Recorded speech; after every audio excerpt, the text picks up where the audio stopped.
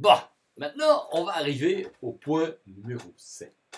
Le point numéro 7, c'est petit à petit les moments où ça devient un peu plus difficile. Alors, le point numéro 7, c'est on a jusqu'à présent négligé la convection thermique et on va en tenir compte. C'est-à-dire qu'on va tenir compte de ce terme-ci dans l'équation de la température. Alors, ici, vous voyez qu'on va avoir un terme qui va intervenir. dt dx, il existe. U n'est pas nul. Et on va rajouter une correction t tilde qui ne dépend que de y. Alors, comme tu vois que t tilde ne dépend que de y, que x est une fonction linéaire, ben, il n'y aura qu'un seul terme diffusif, c'est alpha dt dy au carré. Ok? Alors, ce qu'on va faire, c'est on a calculé un champ de vitesse en ne tenant pas compte de la convection de la température. Et ici, on va utiliser ce champ de vitesse pour en tenir compte. Remarquez, c'est pas très catholique tout ça, hein, parce que normalement, le champ de vitesse qui tient compte de la convection thermique, il n'est pas le même que le champ de vitesse qui n'en tient pas compte. On va faire une sorte de découplage. On va dire que le champ de vitesse n'est pas trop perturbé par la convection thermique, et donc fondamentalement, on peut le calculer en n'en tenant pas compte. Ça va? Mais comme le champ de vitesse, il est en fait influencé par la température, par le terme d'Archimède, pas tout à fait vrai. Mais bon, après approximation, why not, hein? Puis, il faut quand même que l'exercice ne soit pas trop compliqué. Donc, le U. Alors, pour faire cette partie-ci, c'est une bonne idée, c'est vachement conseillé, de travailler en variable adimensionnelle et d'introduire un état qui est égal à Y sur delta. On va utiliser ça. Alors, le U, c'était la solution qu'on avait trouvée la fois passée. Tu te souviens, le U, on avait écrit que c'était grand U. Et maintenant, en variable adimensionnelle, c'est état moins état Q. dt dx. Qu'est-ce que c'est dt dx? Ben, dt dx, c'est la dérivée de l'expression qui est ici. C'est ce terme-là. Et donc, c'est moins delta t sur 2L. Donc, delta t sur 2L. Et pour mettre le moins, je vais inverser les deux exposants ici. OK? Et puis maintenant, donc ça, c'est ce terme-ci. Et puis maintenant, je vais écrire la dérivée seconde de t par rapport à y. Et là, le seul t qui dépend de y, c'est θ tilde. Et donc, ce terme-là, c'est alpha. Alors, comme je l'ai écrit par rapport à état, je vais écrire celui-ci. Et maintenant, tu fais attention. Comme je dérive au-dessus par rapport à y et pas par rapport à delta, je dois mettre le changement de variable. Et donc, je dois diviser ici par delta carré pour que dimensionnellement cela soit correct. Puisque θ second, t tilde, pas θ, t tilde seconde est adimensionnel, il faut bien ce truc-là.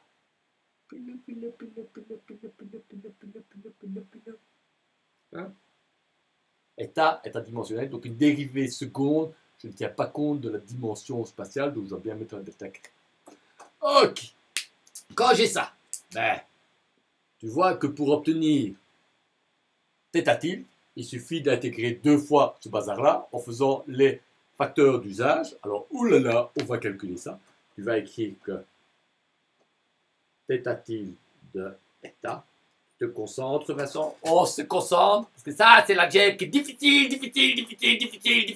C'est toujours hyper compliqué, ce genre d'algèbre. Donc, tu mets grand U, grand delta, 2L en dessous, delta carré sur alpha. Ouvrez le crochet et tu intègres ça. Alors, état 3, tu intègres deux fois. Ça fait état 5 et tu l'intègres deux fois. Donc, ça fait état divisé par 4 fois 5. On est d'accord, état 5 divisé par 20. Et puis, tu as état que tu intègres deux fois. Ça va faire état cube. Ça, que tu divises par 6. Plus 2 constantes d'intégration, plus A état, plus B. Et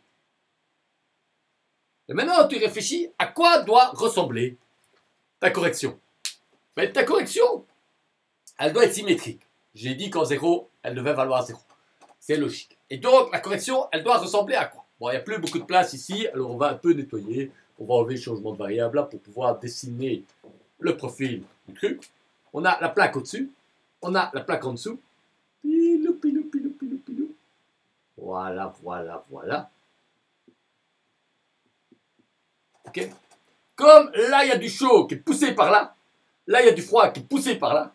L'idée de base, c'est que là, ça va être plus chaud et là, ça va être plus froid. C'est ça l'idée.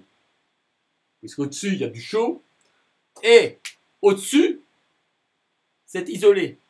Ça veut dire que la dérivée verticale, elle vaut 0. Donc, mon profil de température, il doit ressembler à ça. Ça, c'est mon tilde de Y. 0 au centre et une dérivée. Alors, 0 au centre, ça impose que celui-ci vaut 0. Et puis, que les dérivées en Y valent en delta, c'est-à-dire en état égal à 1 et en état égal à moins 1. Hein? Donc, ce qu'il faut écrire, c'est que T' de plus ou moins 1 est égal à 0. Ok? Alors, si tu fais ça, tu vas obtenir celui-là en 1, celui-là en 1. Ça fait 1 vingtième moins 1 sixième. Ça va faire quoi ça? 1 vingtième moins 1 sixième, ça fait fondamentalement que tu vas avoir en plus ou moins 1, si je divise tout par 2, ça va me faire... Alors je dois dériver ça aussi. Ouais, je dois dériver ça. C'est compliqué. Donc ça va faire quoi? Ben, si je dérive ça, ça va me faire ça. Ça va me faire 1 quart moins 1 demi plus A en 1. Et donc A, il va falloir qu'il soit égal 1 quart moins 1 demi. A va être égal à 1 quart. Ok? Puisque j'ai dérivé celui-ci, j'ai dérivé celui-ci, ça doit valoir 0. Celui-ci en 1, ça va... Et en moins 1, comme les exposants, c'est pilou pilou. Ça marche aussi, parce que l'exposant ici, il va faire... Ils sont tous les deux positifs, en 1 et en moins 1, c'est la même condition. Donc imposer que ça et ça valent 0, ça marche. Eh, pas mal, hein? Donc j'arrive à satisfaire toutes mes conditions aux frontières. Donc tu vois, rajouter celle au centre, c'était indispensable parce que je pouvais avoir n'importe quel shift. Et donc j'ai mon profil de température perturbé. Ok? Alors, dans l'épisode suivant, parce que là, le tableau il est rempli et donc ça devient un peu compliqué à faire. Dans l'épisode suivant, je vais réécrire proprement mon équation et on va faire apparaître des jolis termes. Voilà. Ça, c'était donc le point 7. Tu vois que pour le point 7, l'écrire sous forme adimensionnelle simplifie à mort l'algèbre. Et tu vois qu'il y a le petit piège. Ne pas oublier ce petit terme-là. C'est le petit terme magique. Le petit terme qui fait que ça fond. Ok? Tu vois la solution. Tu vois le truc. Tu vois comment j'ai calculé le bazar. Tu vois, c'est pas compliqué. Tu y arriveras.